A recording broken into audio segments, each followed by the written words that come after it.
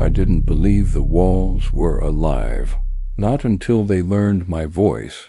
The recording arrived at 3 a.m. No sender, no message, just a file named. When I pressed play, I heard breathing. Not mine, not human. It sounded like something trapped inside the microphone, trying to get out. I went to Gray Hollow because everyone else refused to. Even paranormal investigators avoided it. The town looked unfinished, like it was abandoned mid-breath.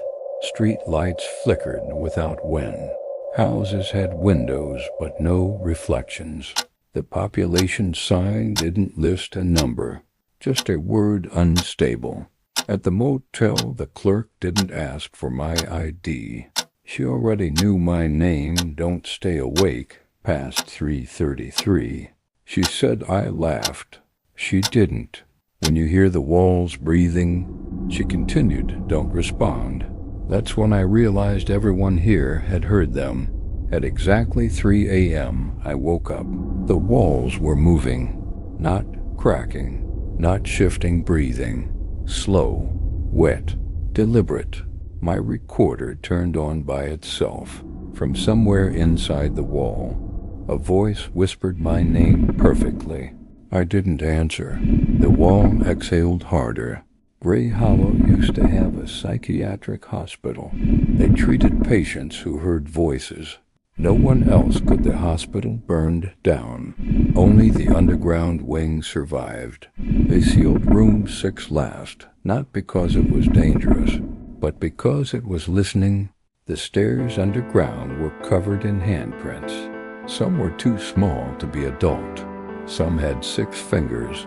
The deeper I went, the cleaner the air smelled. No mold, no decay.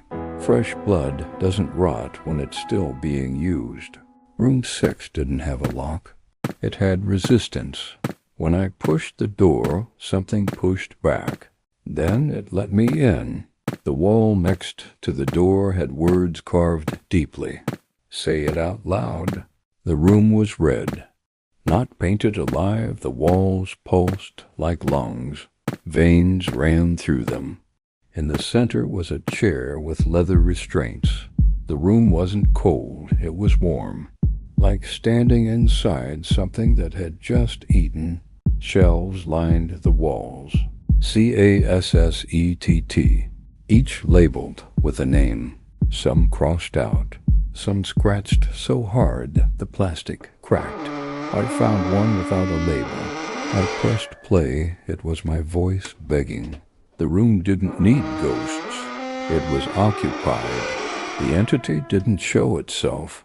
It pressed against reality. Against memory, it spoke without sound. I don't take bodies. I take space.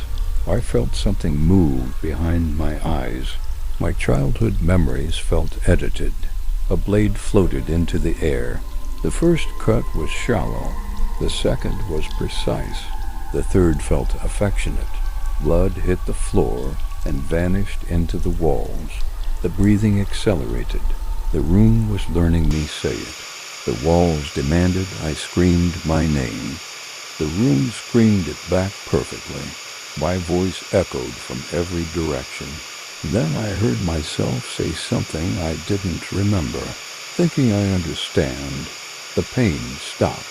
That's when I realized it was done with me. I woke up in the motel bed. No wounds, no scars, just a recorder on my chest. Still recording. The clerk smiled this time. Did it like you? She asked. I answered a second after my lips moved. 3 days later, my video went online. No channel name, just a title. Listen at 3 a.m. People reported hearing breathing in their walls. Some recognized the voice. Gray Hollow updated its population sign. It didn't add a number, it added a name. Mine. If your walls feel warm tonight, don't speak, it's already listening.